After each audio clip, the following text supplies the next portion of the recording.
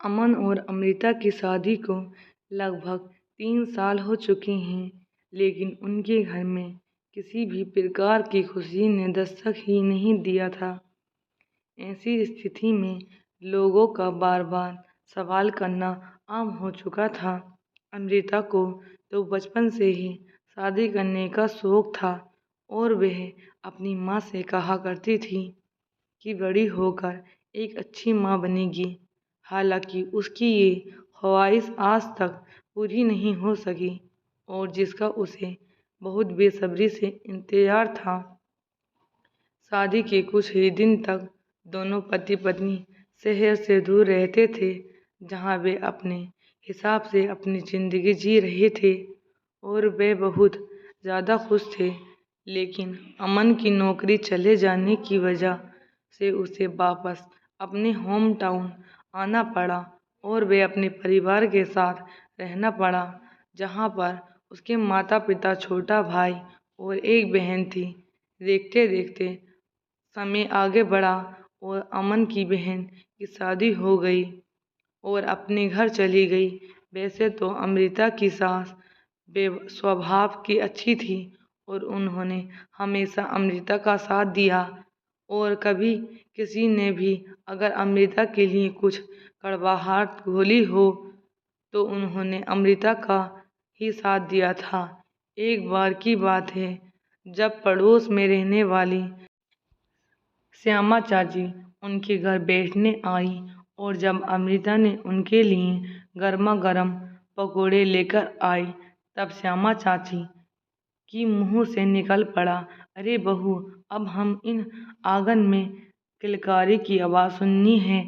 जानती हो, तुम्हारी शादी के बाद ही मनोरमा के बेटे की शादी हुई, लेकिन आज उनके घर में खुशियाँ दिखाई देती हैं क्योंकि वहाँ जुड़वा बच्चे ने जन्म लिया है।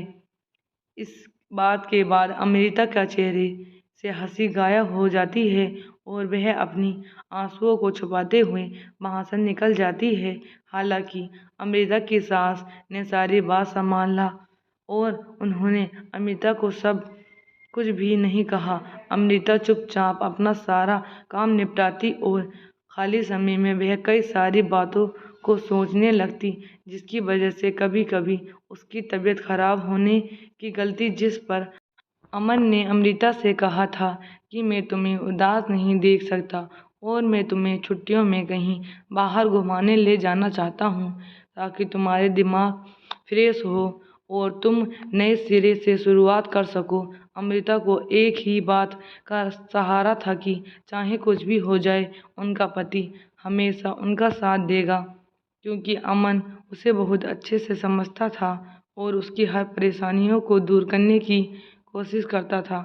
अमृता और अमन की शादी को लगभग 9 साल हो गए थे और अभी भी उन्हें माता पिता बनने का सुख नहीं मिला था। बहुत ही जल्द अमन की छोटी भाई नितिन की शादी हो गई और 1 साल बाद ही उनके यहाँ एक प्यारे से बेटे ने जन्म हुआ। अब वह बेटा पूरे घर की जान हो गया था, क्योंकि अमृता अमन के बच्चे न होने पर उसके छोटे भाई से मिली खुशी से बहुत खुश थे और अब अमृता अमन की बजाय सभी घर वाले छोटे भाई नितिन की ही पूछ परख करने लगते हैं। एक दिन की बात है, जब घर के सभी सदस्य अपने कामों से लीन में थे, उसी समय नितिन का बच्चा जोरों जोरों से रोने लगा और उसी समय अमृता वहाँ से गुजर रही थी और उसने उस बच्चे को गोद में उठा लिया। तभी अचानक से आवाज़ सुनाई दी, जो उसकी देवरानी की थी और उसने कहा, भाभी, मेरे बच्चे के पास उसकी माँ है। आप क्यों बार बार मेरे बच्चे के पास आकर अपना हक जताना चाहती हैं? ये बात अमृता को बिल्कुल नहीं अच्छी लगी और उसने चुपचाप बच्चे को देवरानी को देकर अपने कमरे में आ गई।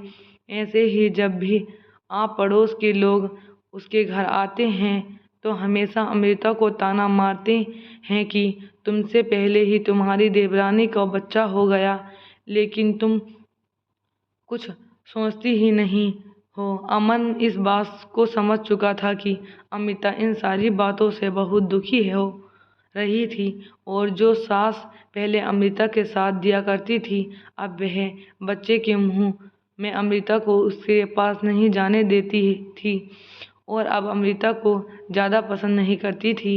जब देवर के बच्चे का पहला जन्मदिन आता है, उस समय अमृता ने भी कई सारी डिश बनाने के बारे में सोचा और उसके पूरा सहयोग भी दिया, लेकिन फिर भी सास और देवरानी उससे ना ही बात करती हैं और ना ही उसके अपने दिल की बात बताती हैं।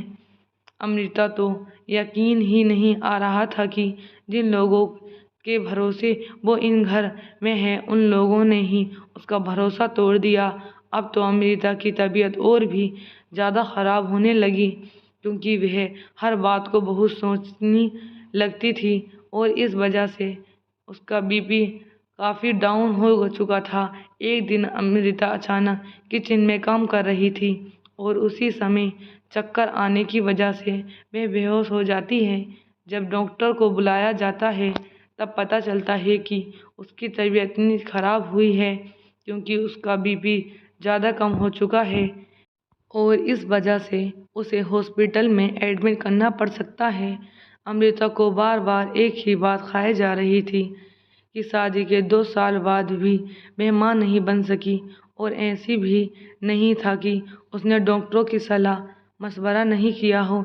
शहर में आने वाले हर डॉक्टर के से वो सलाह मशवरा कर चुकी थी, लेकिन कोई भी फ़ायदा नहीं हो रहा था।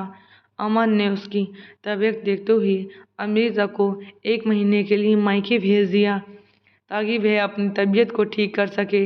एक दिन वह अपने मायके वाले घर में बैठकर टीवी देख रही थी कि उसी समय पड़ोस की श्यामा चाची उसके घर पहुंच गईं और उसने कहने लगी कि तुम्हारे बारे में सोच कर मुझे बहुत बुरा लगता है। तुम्हारे और अमन की जोड़ी बहुत अच्छी थी और मुझे तुम लोग बहुत अच्छे लगते थे, लेकिन नियति को कुछ और ही मंजूर था।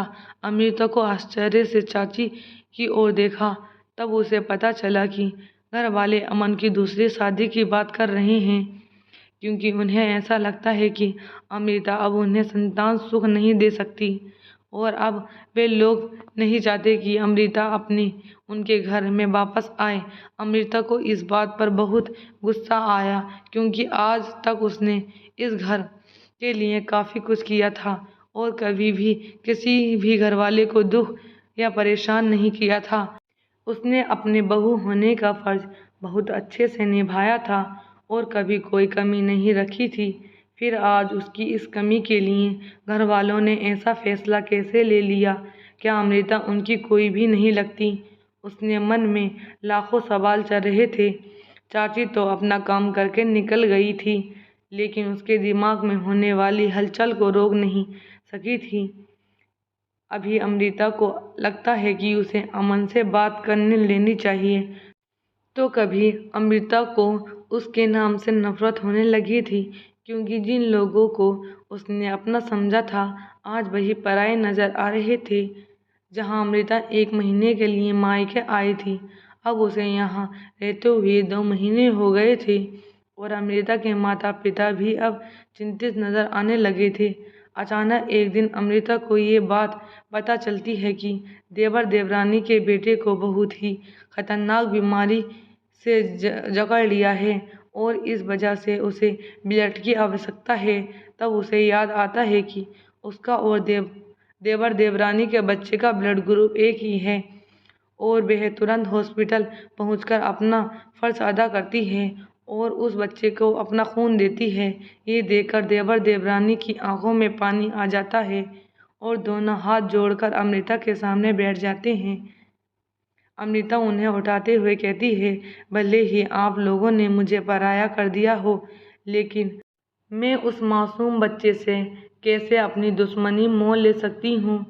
उसके आने के बाद ही मैंने अपने अंदर ममता को देखा। भले ही वह मेरा नहीं था, लेकिन उसकी एक हंसी से मैं अपने सारे गम भुला चुकी थी। तब मुझे एहसास हुआ कि मैं भी एक अच्छी माँ बन सकती हूँ। अमृता के मन में अमन के लिए जो गांठ बनी हुई थी, वे खुल नहीं पाई थी क्योंकि चाची ने पूरी बात तो बताई ही नहीं थी। जब अमृता के पास अमन बात करने के लिए आया तब उसे धक्का देते हुए रोने लगी और कहने लगी, तुमने मुझसे पराया कर दिया। अगर तुम्हें दूसरी शादी करनी थी तो तुमने मुझसे बात करते, लेकिन मुझे पड़ोसियों से पता चलता है कि तुम्हारे दिल में क्या चल रहा है। इस बात पर अमन बड़े प्यार से अमृता को कहता है कि तुम्हारे होते हुए मैं कभी दूसरी शादी नहीं करूँगा और अमृता के लिए एक सरप्राइज लेके आया हूँ। और उसी वक्त एक छोटे से बच्चे को लाकर अमृता की गोद में डाल दिया, जिसे देखकर वह रोने लगती है। अब उसे पता चल जाता है कि आखिर सच्चाई कुछ और ही है। अमन इतने दिनों से जरूरी कार्यवाही में लगा हुआ था क्योंकि वह एक बच्चा गोद लेकर अमृता के गोद को सूना नहीं रखना चाहता था, बल्कि उसे संतान सुख देकर हर खुशी देना चाहता था। अमृता को इस बात का अफसोस होता है कि वह उसने क्यों एक बार अमन की बात नहीं की और वह मन में ही गांठ बनाकर बैठ गई। अब सास में भी अपनी गलती स्वीकार करती है और उस प्यारे से बच्चे को अपना नाम देती है। तब अमन ने बड़े ही प्यार से अमृता के कंधे पर हाथ रखकर कहा, अरे पगली, पति पत्नी का रिश्ता छोटा तो नहीं होता कि पड़ोसियों के कुछ भी कह देने से टूट जाएगा। मैं जानता हूँ तुम बहुत परेशान थी और तुम्हारा विश्वास भी धीरे धीरे खत्म हो रहा था। ऐसे में घर वालों का किया गया व्यवहार भी तुम्हारे लिए बिल्कुल सही नहीं था, इसीलिए मैंने तुम्हें मायके भेज दिया था। आज अमृता और अमन के बच्चे का पहला जन्मदिन है, जिसमें उन्होंने लगभग पूरे शहर वालों को बुलाया है। और उस पड़ोस वाली श्यामा चाची को तो अमृता खास तौर पर से आमंत्रण देने उसके घर पहुंची थी। अमृता के जीवन में जो भी कमी थी वे उसके पति की वजह से पूरी हो पाई थी और आज वह अपने आप को दुनिया की सबसे खुशनसीब औरतों में से एक समझ रही थी। दरअसल देखा जाए तो ये बिल्कुल सही है। एक औरत की जीत उसी समय होती है जब उसका हमसफर उसके साथ हो। ऐसे में हमेशा पति पत्नी के बीच होने वाले मतभेद को ठीक करने के लिए किसी और की नहीं, स्वयं पति पत्नी की आवश्यकता होती है ताकि अपने जीवन का निर्णय ले सकें और तीसरे को बीच में आने से रोक सकें। किसी भी परेशानी या दुख के समय पत्नी हमेशा अपने पति की ओर देखती है। ऐसे में पति का कर्तव्य बनता है कि वह अपनी पत्नी का साथ दे और उसे हमेशा खुश रखे।